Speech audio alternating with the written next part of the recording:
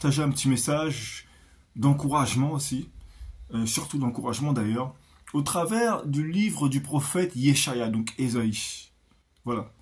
Parce que c'est vrai que la parole nous dit dans le livre de 1 Thessaloniciens, chapitre 5, verset 16, d'être toujours dans la joie. Voilà.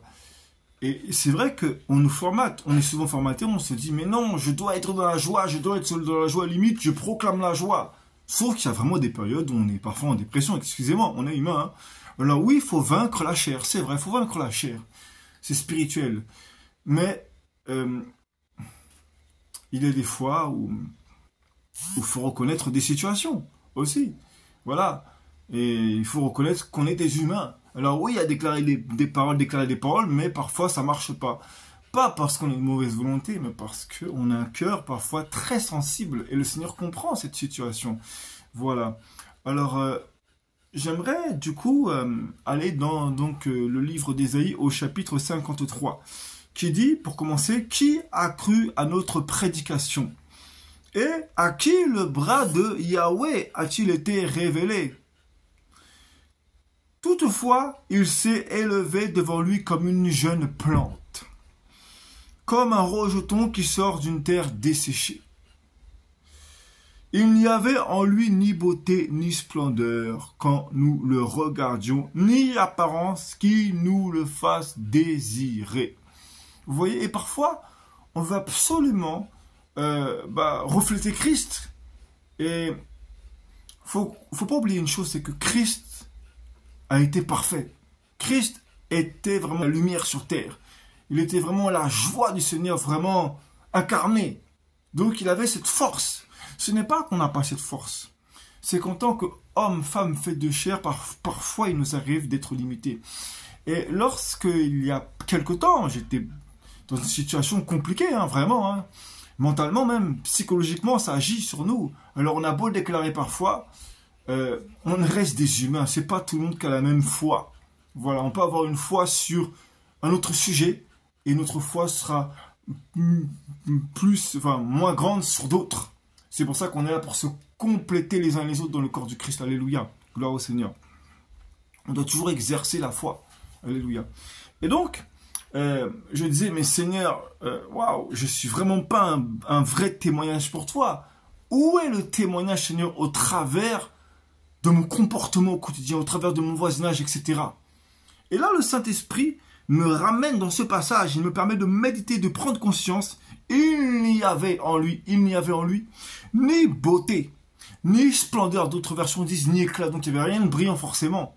Voilà. C'est-à-dire que tout venait de son caractère. Il arrivait à supporter les difficultés, les fardeaux. C'était ça la perfection. Tout simplement. Quand nous le regardions, donc il n'y avait ni beauté, ni éclat, ni splendeur. Quand nous le regardions, il n'y avait rien qu'on le regardait. Et parfois, nous, on veut absolument refléter Christ. Mais parfois, il n'y a rien à refléter. C'est le Saint-Esprit qui nous justifie, tout simplement.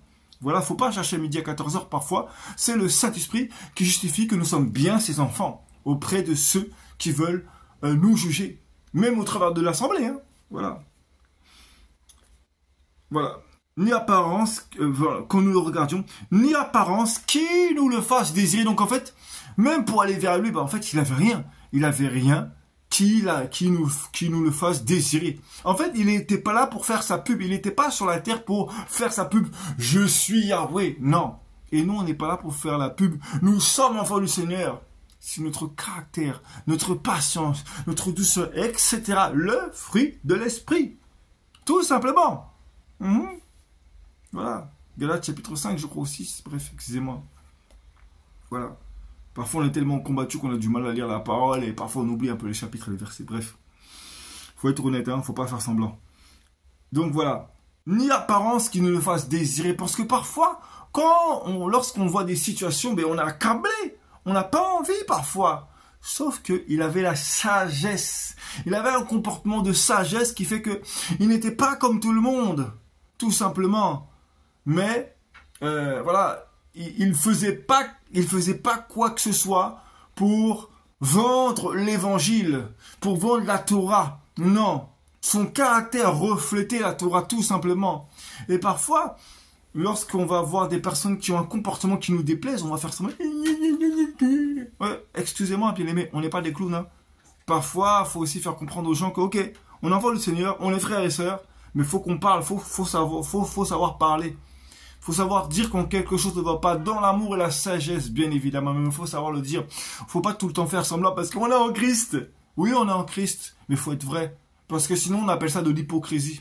Si tu es faux envers toi-même pour ressembler à Christ, alors, c'est pas encore bon. Non. Pour ressembler à Christ, il faut être vrai. Il faut que tu laisses le Saint-Esprit témoigner en ton cœur ce qui ne va pas. Pour savoir comment te comporter à ce moment-là.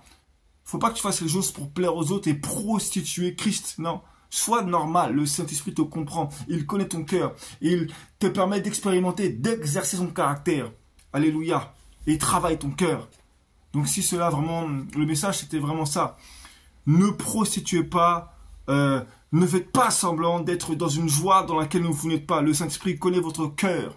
Et c'est lui qui va vous donner la joie du Seigneur. Et c'est quoi l'essentiel dans ce message? C'est que la vraie joie, c'est d'aller au ciel. La vraie joie, c'est de savoir que tu iras au ciel. C'est ça la vraie joie.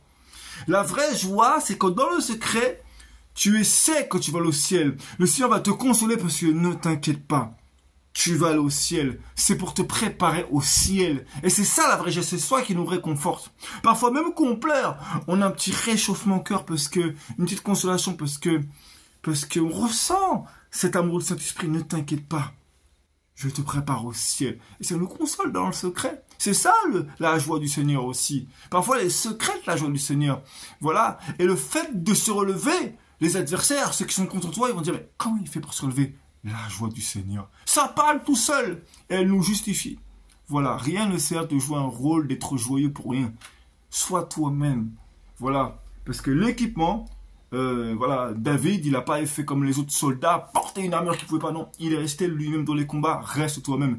Ne fais pas semblant. Voilà. Yeshua voit ton cœur et il sait. C'est lui qui donne la joie. Alléluia. Il te donne la force d'être relevé. C'est ça la joie du Seigneur, c'est que le Seigneur te donne la force de te relever et d'aller en avant. Voilà. Il te justifie. C'est ça la joie du Seigneur. Tu sais que tu vas aller au ciel. C'est ça la joie du Seigneur. Alléluia. Ce que je tenais à partager. Ne faites pas semblant. Restez vous-même en Christ. Alléluia. Shalom.